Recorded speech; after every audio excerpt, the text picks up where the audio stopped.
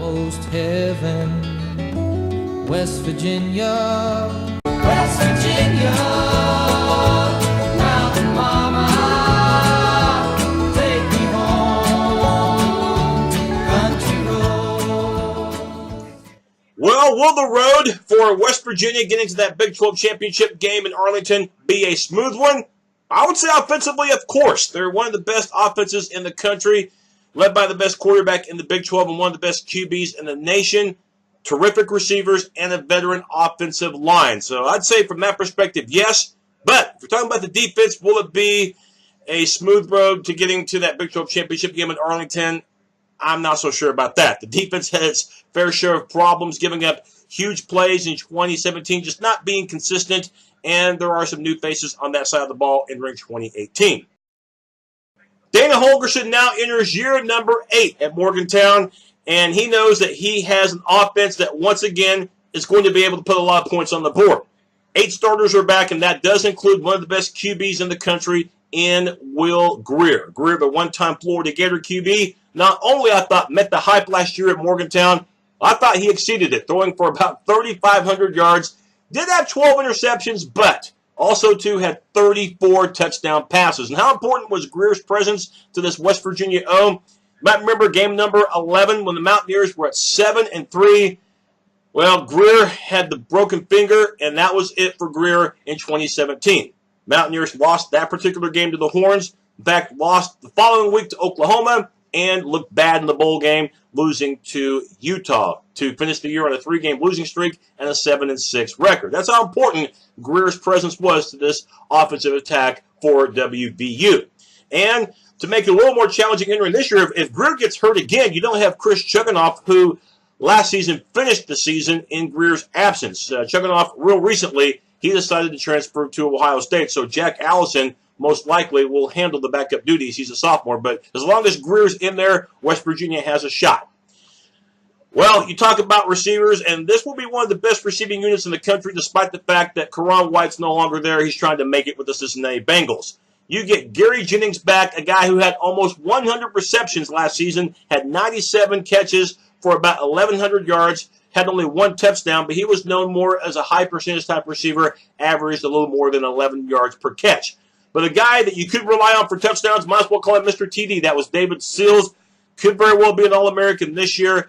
Tied last year for the touchdown lead in the country with 18 scores, had 16 yards per catch. David SIlls, he has to, be a favorite target of Will Greer when it comes to the end zone. You get Marcus Sims back, too. He'll also be the kick and punt returner. Sims had 18.9 yards per catch, did have 5 scores, and a little over 650 yards in receptions. And T.J. Simmons, this is another weapon that West Virginia will have, the former Alabama Crimson Tide transferring to Morgantown. The Mountaineers' offensive line, they're going to be well taken care of. Despite the fact that you lose an all Big 12 player, the right guard, and Kyle Busch, you do return Yodny Kajust, second-team all Big 12 player, the left tackle. On the left side as well at guard will be Josh SIlls, who last year started as a freshman. At center, Matt Jones, a junior, and another junior.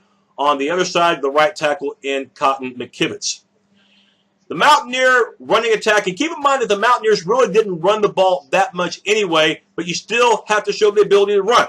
Justin Crawford did that. In fact, he was a 1,000-yard rusher, but now he's departed. So Kenneth McCoy, the backup, will be the number 1 guy, had about 600 yards rushing, 4.8 yards per carry, but did add 7 touchdowns. The Mountaineers, by the way, have to replace the fullback, Elijah Wellman, no longer there. As long as the Mountaineers still show that ability to run the ball, which they did last year, they should be fine offensively. What area, though, that they will have an opportunity to try to get better at is third down conversions. Last year, one of the worst teams in the country, ranked outside the top 100 in this category. Well, defense, you have to wonder if West Virginia just had a decent defense, they could very well be right up there with Oklahoma as a co-favorite to win the Big 12. But because the defense had challenges last year and because they do lose some faces entering this year, you have a feeling that this is the one area that could hold the Mountaineers back from getting to that Big 12 championship game.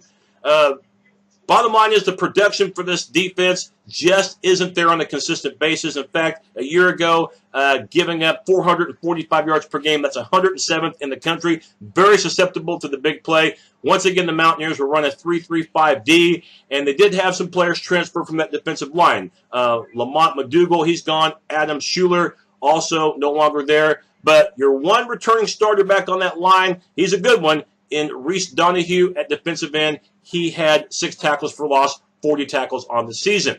The other defensive end spot, a guy that's been there a while, senior Ezekiel Rose, had 4.5 sacks in 2017.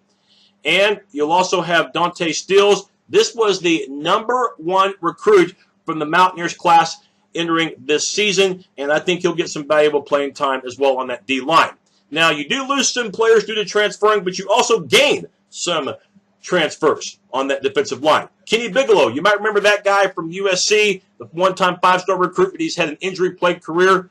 He's hopeful that he can be healthy this time, and he should help out that defensive line, along with Jabril Robinson, the one-time Clemson Tiger, a part of that 2016 National Championship team. He should be an added element to that line as well. So really watch for that defensive line for the Mountaineers.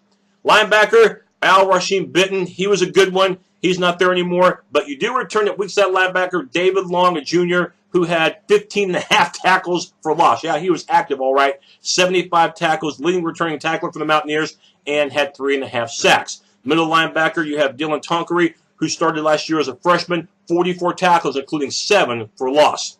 Secondary, as we mentioned earlier, giving up a lot of big plays in 2018, and you lose the only player from last year's West Virginia roster drafted this past spring in the NFL, Kaiser White, 4th-round pick for the Chargers.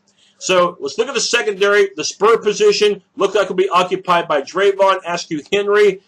Entering his senior year, had 57 stops a year ago. Free safety position, you have Kenny Robinson, 46 tackles, including 3 interceptions. Not bad for year #1 in 2017, which was his freshman year, by the way.